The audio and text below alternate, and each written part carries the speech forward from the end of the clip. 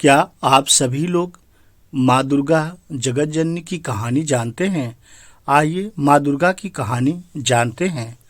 कैलाश पर्वत के ध्यानी की अर्धांगिनी माँ सती को ही दूसरे जन्म में पार्वती के रूप में विख्यात हुई।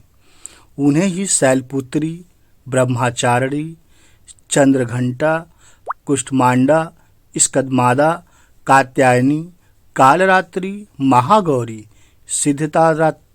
सिद्धिदात्री आदि नामों से जोड़कर देखा जाता है, जिन्हें दुर्गा, जगदम्बा, अम्बे, शेरावाली आदि कहा जाता है। वे सदाशिव की अर्धांगिनी हैं।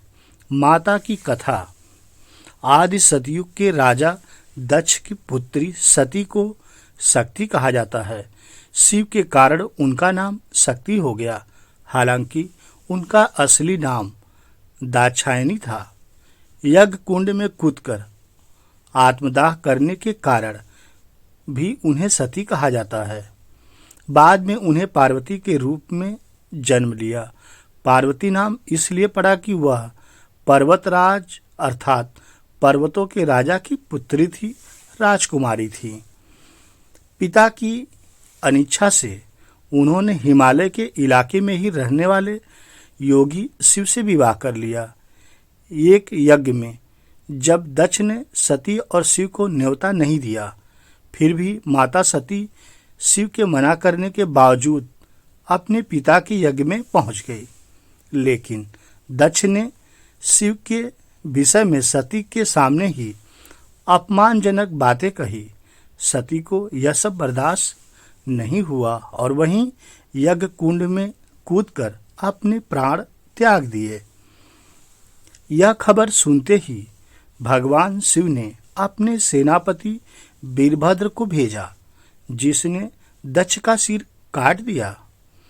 इसके बाद दुखी होकर सती के शरीर को अपने सिर पर धारण कर शिव क्रोधित होकर धरती पर घूमते रहे। इस दौरान जहां जहां सती के शरीर के अंग या आभूषण गिरे वहां बाद में शक्तिपीठ निर्मित किए गए। जहां पर जो अंग या आभूषण गिरा उस शक्तिपीठ का नाम वह हो गया। इसका यह मतलब नहीं कि अनेक माताएं हो गईं। माता पार्वती ने ही शुभ, निशुंभ, महिषासुर आदि राक्षसों का वध भी किया है। जय माता दी। माता का रूप। माँ के एक हाथ में तलवार और दूसरे हाथ में कमल का फूल है। पीतांबर वस्त्र, सिर पर मुकुट, मस्तक पर श्वेत रंग का अर्धचक्र तिलक और गले में मणियों मोतियों का हार है। शेर हमेशा माता के साथ रहता है। माता की प्रार्थना। जो दिल से पुकारे माँ प्रार्थना सुन लेती है।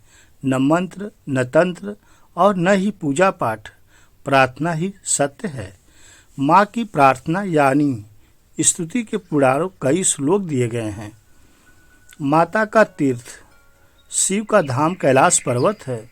वही मानसरोवर के समीप माता का धाम है।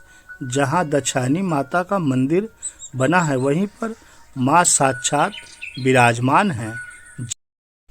एक पौराणिक कथा के अनुसार नवरात्रि में माँ दुर्गा ने महिषासुर नामक राक्षस का वध करके देवताओं को उसके कष्टों से मुक्त किया था।